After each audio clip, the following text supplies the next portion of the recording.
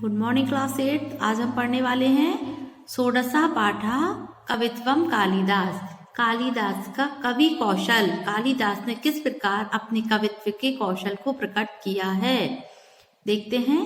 महाकवि कालिदास संस्कृत साहित्य सर्वश्रेष्ठ कविरस्ति। महाकवि कालिदास संस्कृत साहित्य के सर्वश्रेष्ठ कवि हैं। तेन विरचित मालविका अग्निमित्रम विक्रम उर्वशीय अभिज्ञान शाकुंतलम चेति। उन्होंने मालविका अग्निमित्रम, विक्रम उर्वशी और अभिज्ञान शाकुंतला को लिखा है। ये 3 नाटक हैं उनके।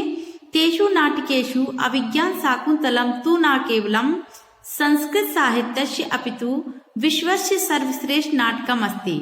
इनमें जो अभिज्ञान शाकुंतल है वो केवल संस्कृत साहित्य में भी नहीं बल्कि विश्व में सर्वश्रेष्ठ नाटक है। और इसमें कहा गया है उच्यते यत् काव्येषु नाटकस्य रम्यम तत्र रम्यम शकुंतला। काव्यों में नाटक सुंदर है और उनमें अभिज्ञान शाकुंतलम रम्यम और बहुत ही सुंदर है। शाकुंतलस्य वैशिष्ट्य विषये जर्मन कवि गेट महोदय भावम उद्योतम एकेन विद्युत कथितम यत्। शकुंतला के विशिष्ट विषय में जो जर्मनी के कवि हैं उनका नाम गेट महोदय है और उन्होंने अपने भावों में उसके बारे में कहा है। एकीभूतम भूतपूर्वमथ अथवा स्वर्गलोक भूलोकयोः ऐश्वर्य आदि वांछस्य प्रिय सखे शकुंतलम सेव्यताम। अब यहाँ पर उन्होंने कहा है कि यदि स्वर्ग एवं भूलोक दोनों में एक या अद्भुत आनंद को यदि चाहते हो, कोई भी अगर अद्भुत आनंद को चाहता है तो हे मित्र अभिज्ञान शाकुंतलम का सेवन कीजिए, मतलब उसे देखें या पढ़ें, इससे आपको स्वर्ग की अनुभूति होगी। इसके साथ ही आगे लिखा है सप्त अंकेन नाटकस्य दुष्यंत शकुंतलेयो कथा। इसमें 7 अंक हैं और उसमें दुष्यंत और शकुंतला की कथा तयो शिशु भारतस्य शौर और उन दोनों के जो पुत्र हुआ था भरत उसके शौर्य का वर्णन है। तस्य भरतस्य नामना एव अस्माकं देशस्य नाम भारतवर्षम इति प्रसिद्धम अस्ति। कहा जाता है कि उन दोनों का जो पुत्र भरत था उन्हीं के नाम पर भारतवर्ष का नाम प्रसिद्ध हुआ। नाटके अस्मिन्, इस नाटक में भारत वाक्य के माध्यम से महाकवि कथ्यत, महाकवि कहते हैं प्रवर्तम प्रकृति हिताय पार्थवः सरस्वती श्रुति महती महिताम ममपि चापि निलोक्तः पुनर्वः परिगत आत्मभूताय। अर्थात यहाँ पर बड़े ही सुंदरता से कहा गया है कि प्रवर्त राजा सर्वहित हेतु प्रवर्त हो, श्रुति वेद और जो वेद हो वो सुनने के स्वरूप महान सरस्वती देवी की प्रतिष्ठा होवे और व्यापक शक्तिमान बहुत ही सुंदरता से स्वयं उत्पन्न नील और गाढ़े लाल वर्ण वाले शिव जी हमारे पुनर्जन्म को नष्ट करें। अर्थात भगवान शिव की कृपा से मेरे जन्म मरण रूप संसार का बंधन हमारे लिए छूट जाए, किसी प्रकार का कोई मोह ना हो। फिर है मालविका अग्निमित्रम। अभिज्ञान शाकुंतलम के बाद उनका जो अगला नाटक है वो है मालविका अग्निमित्रम। 5 अंकम अस्ति। मालविका अग्निमित्रम में 5 अंक हैं। अत्र मालविका अग्निमित्रोः कथा वर्णित। इसमें मालविका और अग्निमित्र की कथा का वर्णन है। इस पाठ में महाकवि कालिदास के द्वारा जो भी नाटक लिखे गए, काव्य लिखे गए, महाकाव्य लिखे गए उनमें क्या वर्णन है उसका संक्षेप में छोटा छोटा सा निरूपण यहाँ दिया गया है, जिसे हम पढ़ रहे हैं। जैसे उन्होंने कहा विक्रम उर्वशी नाटके, इसमें उर्वशी पूर्वा कथा पंच अंकेशु वर्णन। उर्वशी जो इसके कैरेक्टर है, मेन कैरेक्टर, उसमें उर्वशी और पूर्वा की कथा है और उसमें 5 अंक है। अस्मिन् नाटके भरत वाक्य माध्यमेन कामयेत कवियत, और इस नाटक में भी भरत वाक्य के माध्यम से कवि ने कहा है सर्वस्तु दुर्गणी सर्वोभद्राणि पश्यतु सर्व कामनाव प्राप्तनु सर्व सर्वत्य नंदतु। सभी मनुष्य कष्टों को पार करें, सभी मनुष्य कष्टों को पार करें, सभी सुखों को देखें, सभी सुखों को देखें, सभी इच्छाओं को, कामना मतलब इच्छाओं को पूर्ण करें, सर्वत्र नंद्यतु, सभी जगह प्रसन्न हो, मतलब कि जितने भी प्राणी हो वो सभी भी दुनिया के प्रसन्न हो।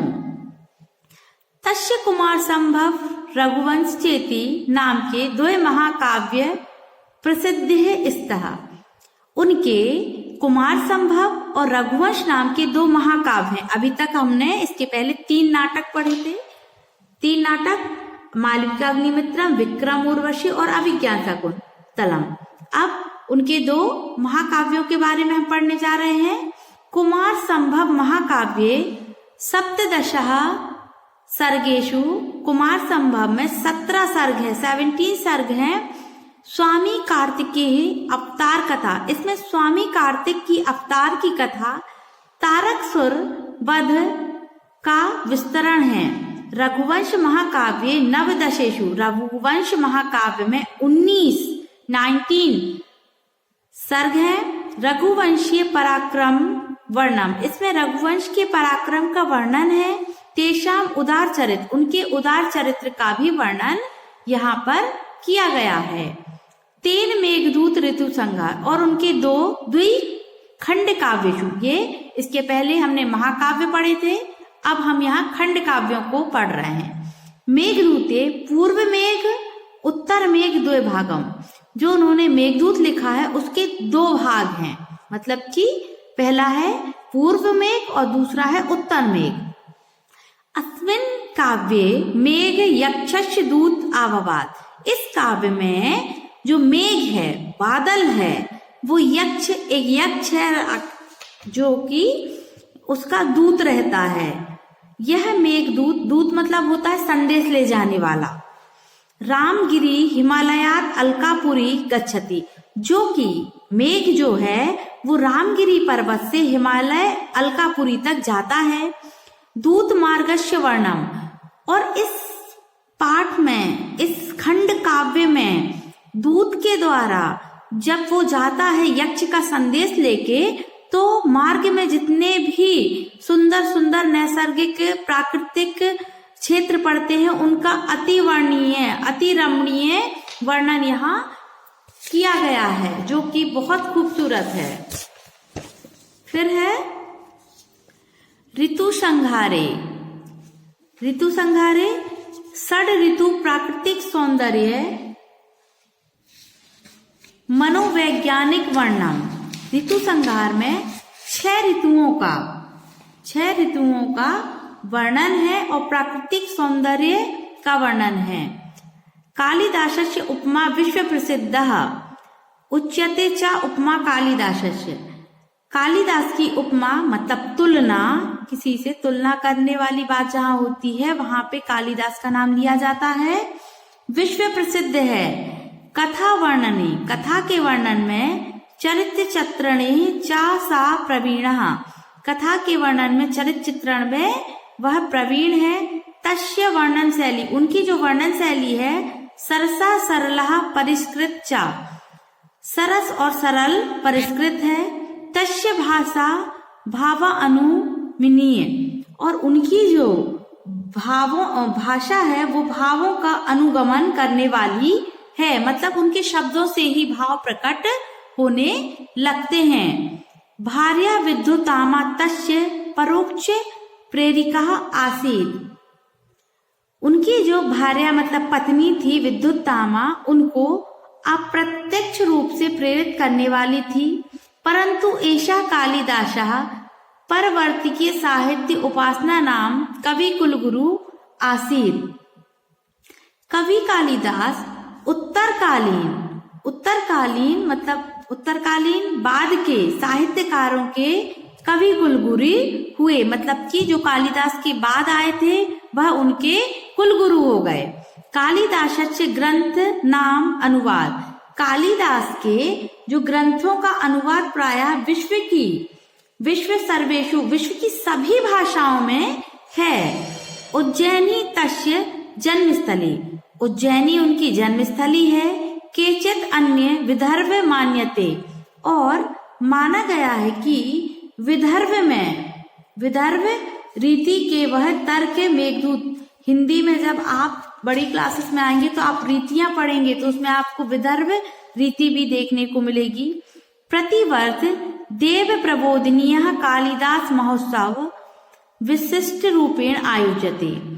प्रतिवर्ष देव प्रबोधिनी के दिन कालिदास का महोत्सव विशिष्ट रूप से आयोजित किया जाता है।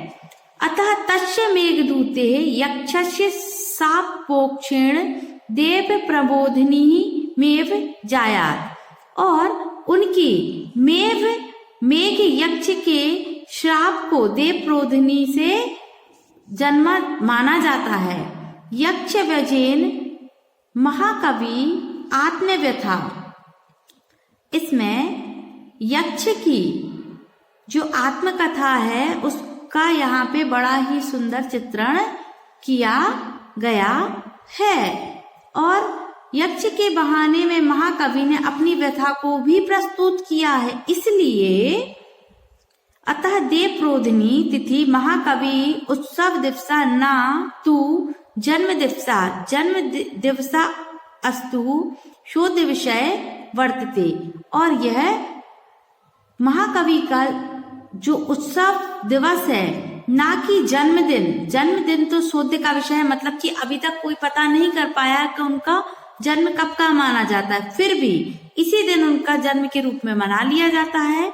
कहा गया है पुरः कवि नाम गणा नाम प्रसंगे कनिष्ठकाधिकः कालिदासः अद्य अपि ततुल्य कवेर भाव अनामिका सा अर्थवती भुवः। कहा गया है प्राचीन काल में, प्राचीन पुरः मतलब प्राचीन काल में कवियों की गणना के प्रसंग में कनिष्ठिका पर स्थापित हो जाने पर, अर्थात सबसे छोटी उंगली, कनिष्ठिका कहते हैं जो हाथों में सबसे छोटी उंगली होती है, इसे कनिष्ठिका कहते हैं, आ जाने पर आज भी उनमें समान कवियों का अभाव है। अनामिका बिना नाम वाली उंगली सार्थक हुई है, मतलब कि अभी तक महाकवि कालिदास की तुलना में कोई और कवि नहीं हुए। वह एक महान कवि थे, तो उनकी तुलना नहीं की जा सकती, इसलिए उन्हें अनामिका बिना नाम वाली उंगली सार्थक हुई है। इस प्रकार आज हमने महाकवि कालिदास के बारे में, उनके सुंदर काव्य के बारे में पढ़ा। इस पाठ को आप बार बार सुनिए और पढ़िए, इससे आपको कालिदास के बारे में ज्ञान प्राप्त होगा। Thank you.